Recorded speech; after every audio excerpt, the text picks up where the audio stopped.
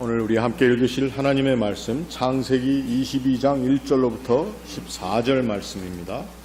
우리 다 한 목소리로 읽도록 하겠습니다. 그 일 후에 하나님이 아브라함을 시험하시려고 그를 부르시되 아브라함아 하시니 그가 이르되 내가 여기 있나이다. 여호와께서 이르시되 내 아들 내 사랑하는 독자 이삭을 데리고 모리아 땅으로 가서 내가 내게 일러준 한 산 거기서 그를 번제로 드리라. 아브라함이 아침에 일찍 일어나 나귀의 안장을 지우고 두 종과 그의 아들 이삭을 데리고 번제에 쓸 나무를 쪼개어 가지고 떠나 하나님이 자기에게 일러주신 곳으로 가더니 제3일에 아브라함이 눈을 들어 그것을 멀리 바라본지라. 이에 아브라함이 종들에게 이르되 너희는 나귀와 함께 여기서 기다리라. 내가 아이와 함께 저기 가서 예배하고 우리가 너희에게로 돌아오리라 하고 아브라함이 이에 번제나무를 가져다가 그의 아들 이삭에게 지우고 자기는 불과 칼을 손에 들고 두 사람이 동행하더니 이삭이 그 아버지 아브라함에게 말하여 이르되 내 아버지여 하니 그가 이르되 내 아들아 내가 여기 있노라. 이삭이 이르되 불과 나무는 있거니와 번제할 어린 양은 어디 있나이까. 아브라함이 이르되 내 아들아 번제할 어린 양은 하나님이 자기를 위하여 친히 준비하시리라 하고 두 사람이 함께 나아가서 하나님이 그에게 일러주신 곳에 이른지라. 이에 아브라함이 그곳에 제단을 쌓고 나무를 벌려놓고 그의 아들 이삭을 결박하여 제단 나무에 놓고 손을 내밀어 칼을 잡고 그 아들을 잡으려 하니 여호와의 사자가 하늘에서부터 그를 불러 이르시되 아브라함아 아브라함아 하시는지라. 아브라함이 이르되 내가 여기 있나이다 하매 사자가 이르시되 그 아이에게 내 손을 대지 말라. 그에게 아무 일도 하지 말라. 네가 내 아들 내 독자까지도 내게 아끼지 아니하였으니 내가 이제야 네가 하나님을 경외하는 줄을 아노라. 아브라함이 눈을 들어 살펴본즉 한 숫양이 뒤에 있는데 뿔이 수풀에 걸려 있는지라. 아브라함이 가서 그 숫양을 가져다가 아들을 대신하여 번제로 드렸더라. 아브라함이 그 땅 이름을 여호와 이레라 하였으므로 오늘날까지 사람들이 이르기를 여호와의 산에서 준비되리라 하더라. 아멘. 하나님의 은혜와 사랑을 감사합니다. 저희들에게 주시는 하나님의 은혜 가운데 특별히 늘 우리에게 귀한 말씀으로 먹여주시고 또 그 말씀을 묵상하는 자리에서 하나님의 선하심과 인자하심을 체험케 하시니 감사합니다. 하나님 앞에 이 말씀을 묵상하며 또 전하며 듣는 모든 자의 심령이 하나님의 다스림과 주관하심을 얻게 하옵소서. 예수님의 이름으로 기도합니다. 아멘. 우리가 잘 아는 말씀입니다. 하나님께서 아브라함의 노년에 허락하신 그 아들 이삭을 하나님 앞에 바치라고 하는 어떻게 보면은 참 뜻밖의 하나님의 명령이었습니다.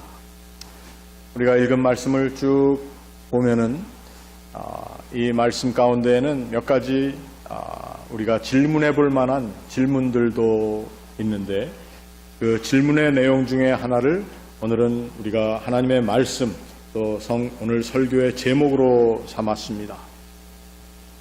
하나님께서 내 아들을 모리아 땅에 있는 어느 한 산에 가서 바쳐라. 그때 아브라함은 아무 소리 없이 아침에 일찍이 일어나서 나귀의 안장을 메우고 또 두 종과 함께 갑니다. 적절한 자리에 가서 눈을 들어서 그 모리아 땅에서 그 산을 바라보고 나서는 종들에게 너희는 나귀와 함께 여기 있어라. 내가 아이와 함께 저기 가서 예배하고 내가 다시 돌아오겠다. 이렇게 안 하고 우리가 다시 돌아오겠다. 이렇게 얘기를 했습니다. 그리고는 아브라함의 아들 이삭이 아버지요, 하나님께 번제를 드릴 불과 장작은, 하나는 내가 장작은 메고 있고 아버지의 손에 불이 있는데 또 칼도 다 있는 걸 아는데, 그러나 정작 하나님 앞에 드릴 번제할 양은, 어린 양이 어디에 있습니까? 그랬더니 하나님이 자기를 위하여 친히 준비하시리라 하고 두 사람이 함께 나갔다. 하나님이 자기를 위하여 친히 준비하시리라. 유대인들, 랍비들은 이 말씀을 가지고 여러 가지 디베이트를 했습니다. 정말 아브라함이 하나님께서 번제할 어린 양, 그러나 어린 양이 아니라 본문을 잘 읽어보면은 그 뿌리 수풀에 걸려있는 한 숫양이라 이렇게 되어 있습니다.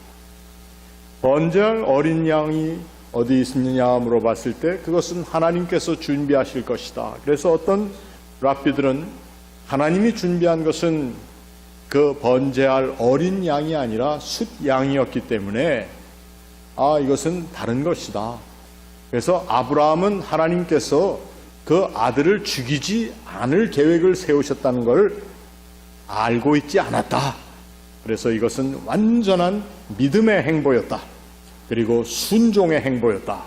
이렇게 얘기하는 유대인들, 학자들이 있는가, 또 랍비들이 있는가 하면, 어떤 사람들은 아브라함은 그 산의 이름이 여호와 이레, 여호와께서 준비하신다라고 하는 그 이름의 뜻을 이미 알고 있었고, 하나님께서 내 아들 이 이삭으로 인하여 번져나갈 그 후손들에 대한 약속을 알았기 때문에 하나님께서는 절대로 이 아들을 내가 죽이도록 놔두지 않으셨을 것이다. 아브라함이 그런 생각을 하고 있었다라고 얘기하는 사람들도 있습니다.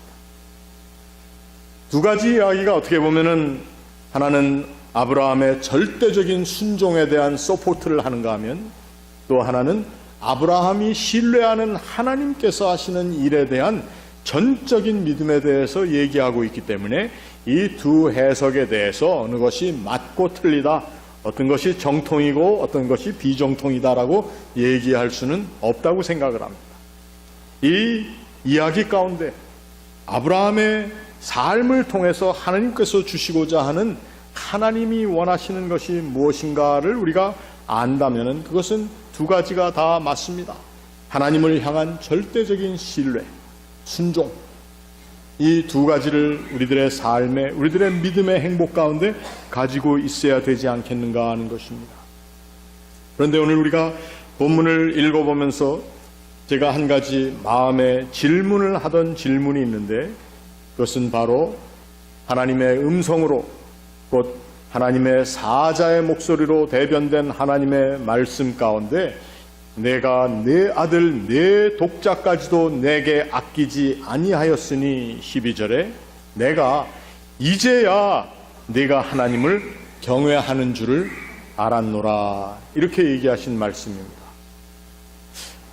독자를 하나님 앞에 바치는 그 행위를 보고서야 하나님께서 이제야 내가 나를 경외하는 줄을 알았다. 정말 하나님께서 이렇게 말씀하셨을까?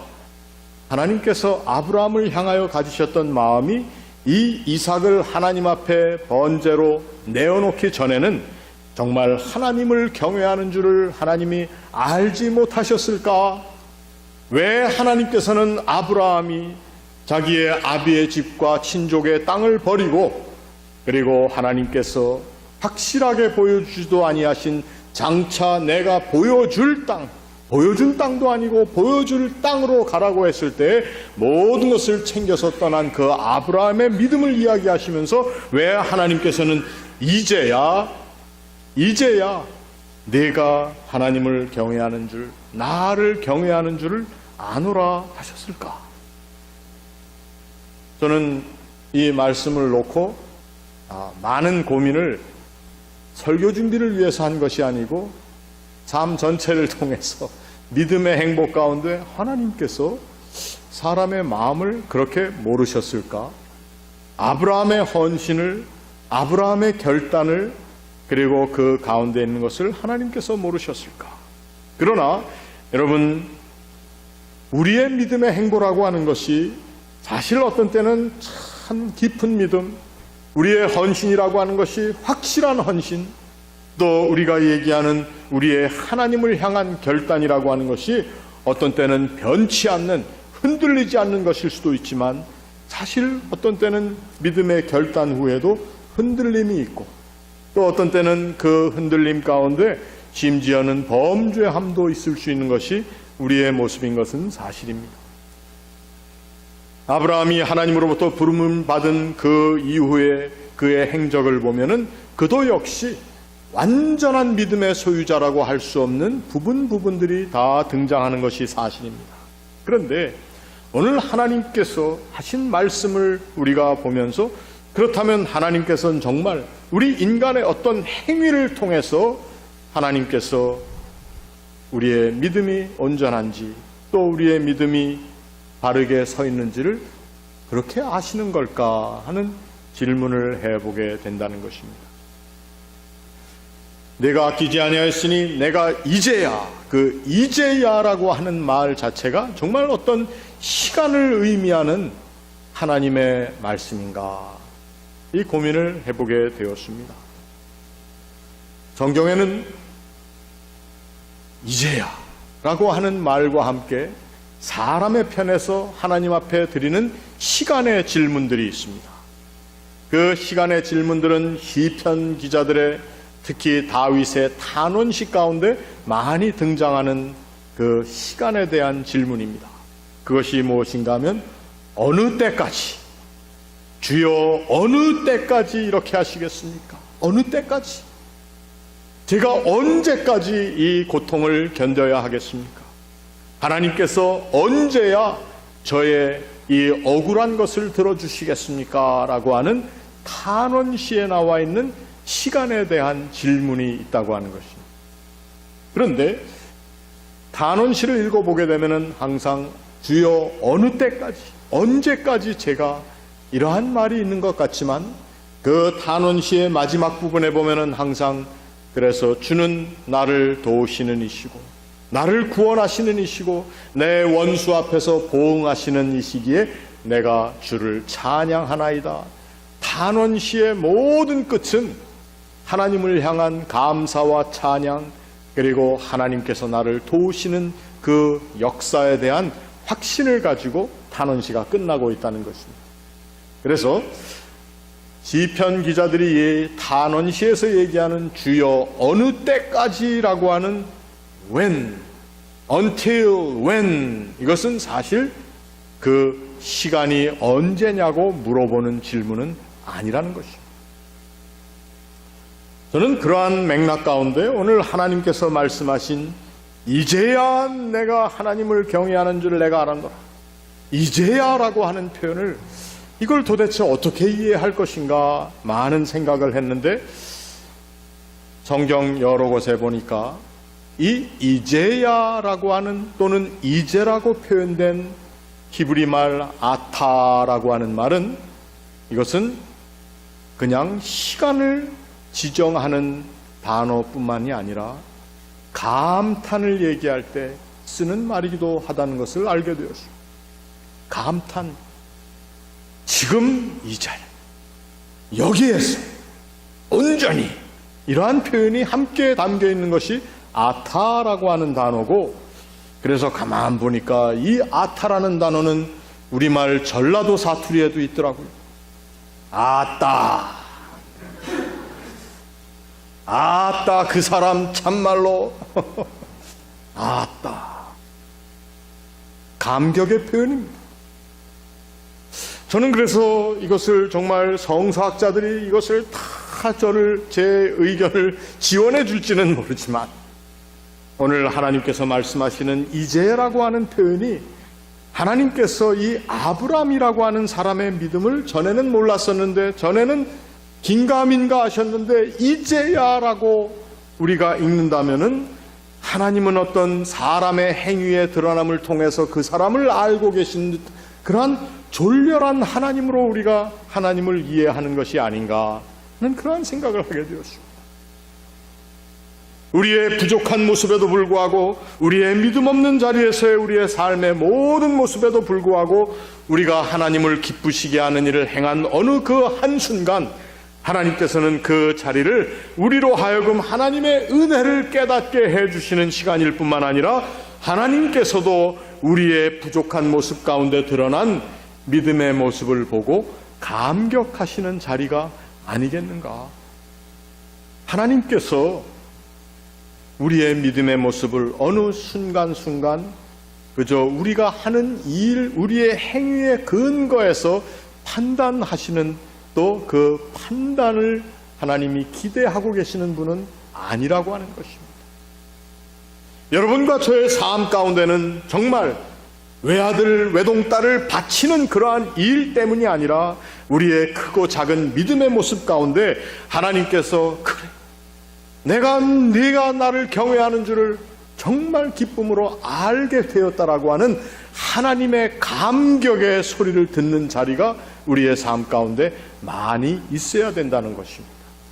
그리고 그 감격하시는 하나님을 깨닫는 자리가 오늘 우리의 삶에 부족한 것들, 우리의 삶에 채워져야 할 것들이 하나님의 은혜로 채워지는 우리 편에서의 또한 감격의 자리가 될 수 있다라고 하는 것입니다. 참, 그래서 저는 전라도 사투리가 좋아요. 아따, 하나님께서 아따. 옆에 사람 무릎을 한번 탁 치시길 바랍니다. 그러면서 아따, 좋은 분이셔. 한번 해보십시오. 아따. 여러분, 우리가 하나님을 이해할 때 하나님께서 우리의 어떤 순간을 노리고 보시는 그러한 하나님은 아니십니다. 하나님은 우리 온 인생의, 우리의 모든 사고와 우리의 삶의 모든 여정 가운데인 우리의 사고의 진행까지도 다 미리 알고 계실 뿐만 아니라 그것을 계획하신 하나님이 아니십니까? 그 하나님께서 오늘 아브라함이라고 하는 사람, 그 사람을 불렀습니다. 그 부름의 자리라고 하는 데에 정말 온전한 헌신이 필요했던 것입니다. 자기 희생뿐만 아니라 자기의 인간적인 계획 가운데 있었던 하나님의 하시는 일 이해조차도 다 하나님께 내어드리는, 그래서 그 이삭을 번제로 바치겠다고 한 그 마음이 있었다는 것입니다. 또 다른 사람들의 해석을 제가 말씀드린 것처럼 그는 하나님을 너무도 신뢰하였기에 내가 얘 아들 이삭을 바친다 할지라도 하나님께서는 그 이삭이 죽는 것으로 끝내실 하나님은 아니시라는 것을 알았다고 하는, 그래서 종들에게 얘기할 때 우리가 다시 돌아오마 한 것이 아브라함이 거짓말한 것이 아니고, 아들이 아버지여 번제할 양은 어디 있는가 물었을 때에 그 번제할 것은 하나님께서 자기를 위하여 예비하셨다라고 하는 말도 거짓말이 아니었습니다 라고 얘기하는 그러한 해석이 있는 것입니다. 그러나 우리는 그러한 것들을 다 떠나서 오늘 내 아들 내 독자까지도 내게 아끼지 아니한 너의 믿음을 통해서 내가 감격했다라고 말씀하시는 하나님이 마치 우리에게 아버지가 아들의 장한 일을 칭찬할 뿐만 아니라 그것을 기뻐하시는 모습으로 다가오시는 그 하나님의 우리에게 다가오시는 모습을 여러분들 오늘 맞으시기를 바랍니다. 그리고 그 하나님의 모습을 찾으시기를 바랍니다. 여러분과 저는 이 세상 사는 동안 하나님께서 우리의 믿음을 테스트하는 어떤 시간의 도구로 사용하시는 것이 아니라 하나님께서는 우리의 삶을 통해서 하나님이 기뻐하시를 하나님의 감격의 장소에서 만나는 귀중한 사람으로 저와 여러분을 하나님께서는 대하고 계신다고 하는 것입니다. 여러분, 우리 인생의 크고 작은 삶의 사건들을 통해서 또 믿음의 결단의 자리를 통해서 우리가 하나님을 기쁘시게 하는, 그리고 하나님 앞에 감격이 대상이 되는 그러한 믿음의 존재들, 또 하나님이 기뻐하시는 하나님 편에서의 하나님 기쁨의 대상들이 다 될 수 있기를 주님의 이름으로 축원합니다. 같이 기도하겠습니다. 아버지 하나님, 하나님의 은혜와 사랑을 감사합니다. 여호와 이레 하나님께서 우리의 삶을 예비하시고 우리의 필요한 것 아시며 하나님께서는 우리의 모든 삶의 믿음의 행보를 통해서 감격하시고 기뻐하시기를 원하시는데 우리들이 하나님의 그 모든 인도하심 가운데에서 하나님의 선하신 뜻에 순종하며 또 하나님을 믿고 따르는 믿음의 행복 가운데 더욱더 하나님 앞에 감격의 존재로 살 수 있도록 도와주시옵소서. 예수님의 이름으로 기도하옵나이다. 아멘.